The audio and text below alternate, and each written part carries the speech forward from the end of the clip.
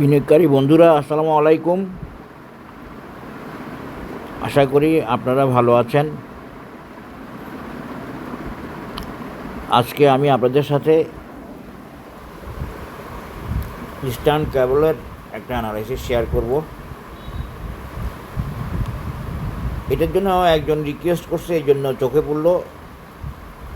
Eastern ক্যাবলের analysis আসলে আমার দেয়া ছিল বা দেয়া আছে একটা, সেটা হয়তো ওকে হবে, কিন্তু আমি দেখি নাই, না দেখি এখন আবার এই অ্যানালাইসিসটা দিতে যাচ্ছি।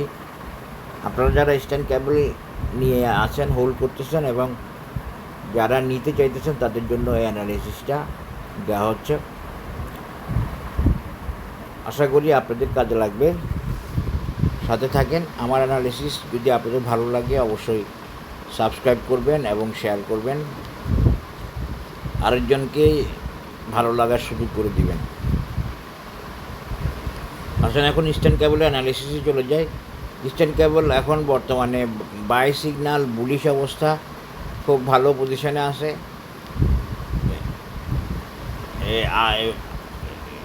Future cloud green, office, MACD bullish, by signal এবং এমএসিডিতে কিন্তু আবার ডাইভারজেন্স দেখা যাচ্ছে কয়েকদিন। মানে ইস্টার্ন কেবল একটা জায়গায় কারেকশানে আছে বা কনসলিডেশনে আছে। এই জায়গাটাতে ইস্টার্ন কেবল কারেকশানে আছে এবং কনসলিডেশন আছে। এই জায়গাটাতে ইস্টার্ন কেবল আসলে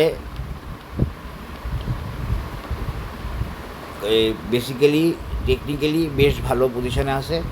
এই জন্য আমি এটা দিয়েও রাখছিলাম, আপনারা হয়তো দেখেন নাই। সে আপিস বুলিশ সবই আছে, বাট একটু কনসলিডেশনে বা কারেকশানে আছে এখানে মুভিং অ্যাভারেজের সাথে অ্যাডজাস্টমেন্টের জন্য। তো ও ইস্টার্ন কেবল চাইতেছে যে এই লেভেল থেকে কারেকশান শেষ করে প্রাইস না হারিয়ে 132 বা 130 লেভেল থেকে প্রাইস না হারিয়ে কারেকশান শেষ করে কনসলিডেশনের মাধ্যমে আবার উপরের দিকে উঠে আসতে। ওর আরেকটা অপশন হলো এখানে নেমে আসা। এটা কত লেভেল? 124 লেভেলে নেমে আসা ওর আরেকটা অপশন। 124 লেভেলে নেমে এসে কারেকশান শেষ করা ওর একটা অপশন। আরেকটা হচ্ছে এই জায়গায় সাইডওয়েতে থেকে স্লো থেকে কনসিডারেশনের মাধ্যমে কারেকশান শেষ করে উঠে আসা।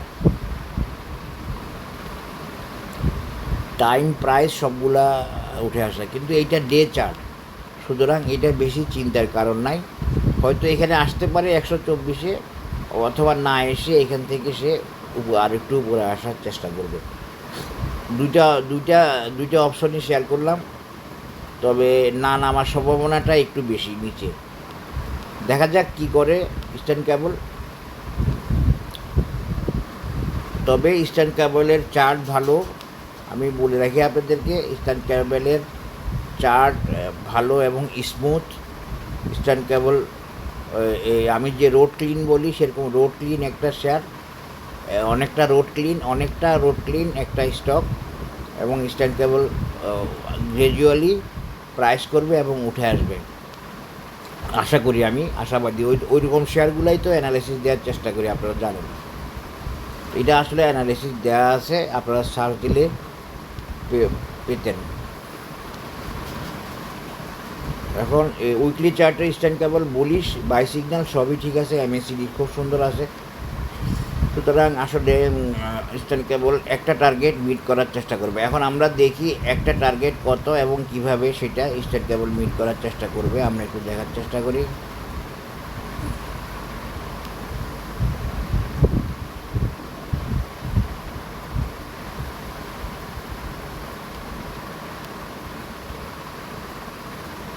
টেকনিক্যাল অ্যানালাইসিস আসলে খুব সূক্ষ্মভাবে দেখতে হয় এবং একটু জটিল, একটু কঠিন। সূক্ষ্মভাবে দেখতে না পারলে মাঝে মাঝে গ্যাপ হবে। তবে আমার মনে হয় আপনারা রিসেন্ট যে রিকোয়েস্টগুলো করছেন, সেগুলো সম্পর্কে আমি যে কমেন্টগুলো করছি বিভিন্ন শেয়ারের, মনে হয় খুব একটা অমিল হয় নাই। কোনোটা উঠতে পারবে না, কোনোটা সমস্যা আছে, এগুলো যেগুলো বলছি মোটামুটিভাবে মনে হয় সবগুলাই খুব একটা আনোকে নাই তেমন। আমি এগুলো রিভিউ করার চেষ্টা করি আমার নিজের আন্ডারস্ট্যান্ডিংয়ের জন্য, আমার নিজের লার্নিংয়ের জন্য।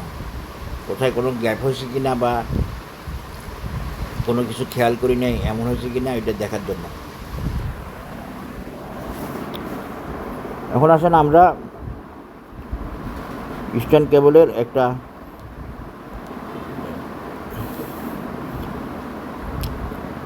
চার্ট দেওয়ার চেষ্টা করি, টেকনিক্যাল পজিশন এবং প্যাটার্ন দেখে, প্রাইস অ্যাকশন দেখে।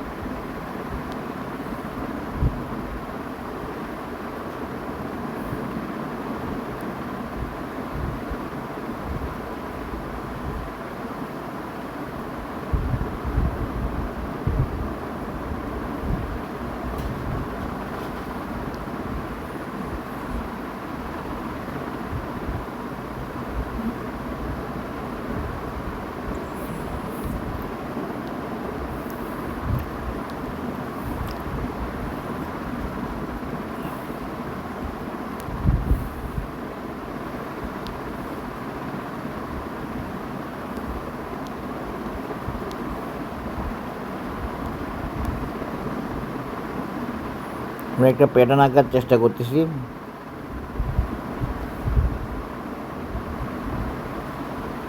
যে প্যাটার্নটা আমাদেরকে একটা টার্গেট, রেজিস্ট্যান্স ইত্যাদি দেওয়ার চেষ্টা করবে।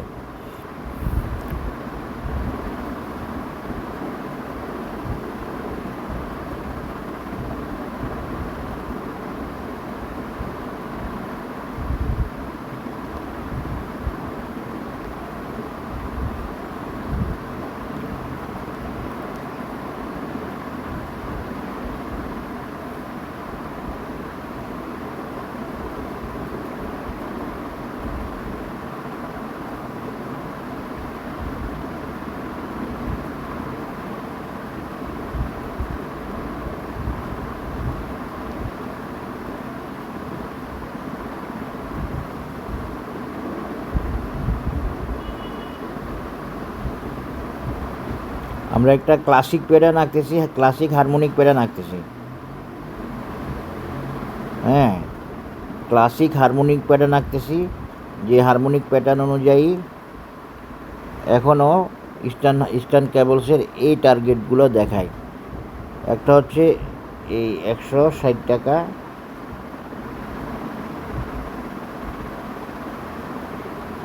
$160, এটা একটা ক্লাসিক সি হর্স প্যাটার্ন। আর একটা টার্গেট হচ্ছে এইটা 224। এই দুইটা হলো ইস্টার্ন কেবলের টার্গেট লেভেল। এবং প্রথম টার্গেট হচ্ছে এইটা 160।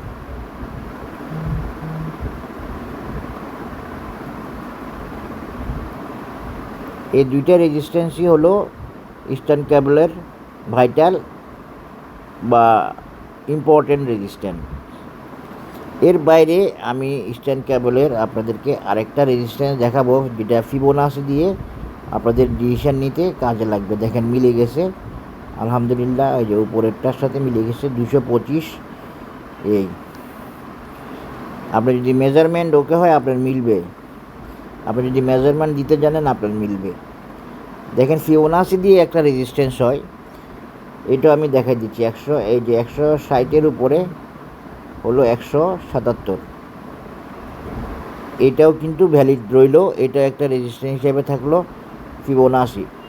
ফিবোনাচি হচ্ছে বেস্ট সাপোর্ট অ্যান্ড রেজিস্ট্যান্সের জন্য বেস্ট হচ্ছে ফিবোনাচি, এটা মনে রাখবেন। এবং এইটা হচ্ছে সেই ফিবোনাচি টার্গেট 177।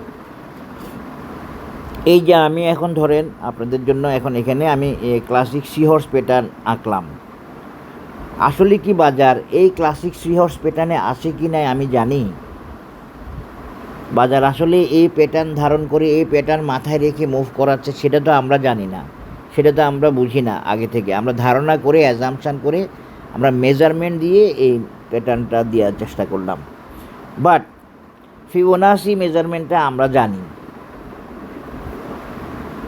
বাজার এইটাতে ফলো করার সম্ভাবনা সব সময় থাকে কম, বেশিরভাগ ক্ষেত্রে। তো এই জন্য আসলে প্যাটার্নগুলো আপনি ইউজ করতে পারেন আপনার দক্ষতা থাকলে, আপনার মেজারমেন্ট ক্যাপাসিটি থাকলে, আপনার জানা থাকলে। প্যাটার্ন হচ্ছে একটা গাইডলাইন, একটা রোড ম্যাপ।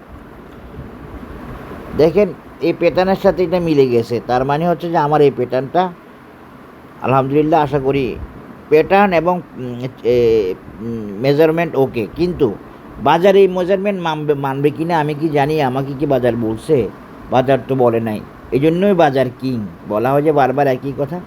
বাজার চাইলে এই 225 পার হয়ে চলে যেতে পারে, 273 যেতে পারে, এখানে আর একটা রেজিস্ট্যান্স আছে।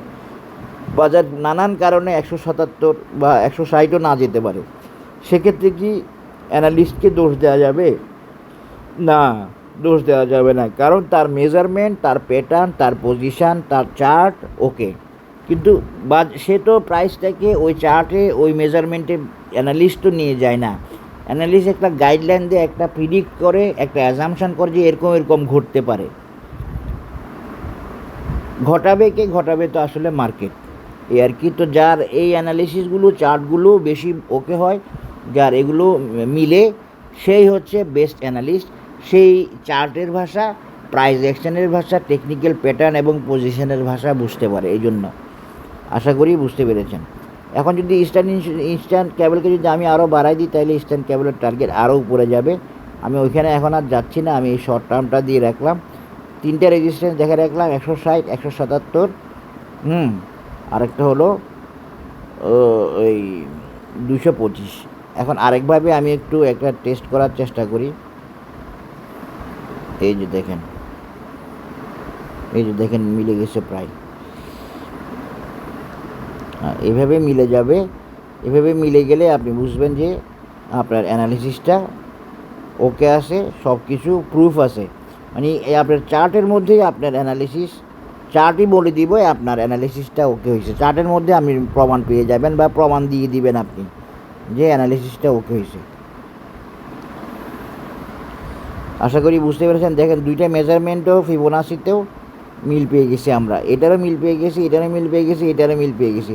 একটা 1.618 224, আর একটা 2.618 225, একটা 1.618 177, আর বি পয়েন্টটা আমাদের আসেই 160। আশা করি আপনারা বুঝতে পেরেছেন technical analysis of eastern cables. আপনারা অবশ্যই সাথে থাকেন এবং আপনাদের ফ্রেন্ড সার্কেলকে ভালো অ্যানালিসিস, আমার অ্যানালিসিস যদি ভালো লাগে ওকে দেখেন, তাহলে আপনারা শেয়ার করবেন। ধন্যবাদ। আসসালামু আলাইকুম।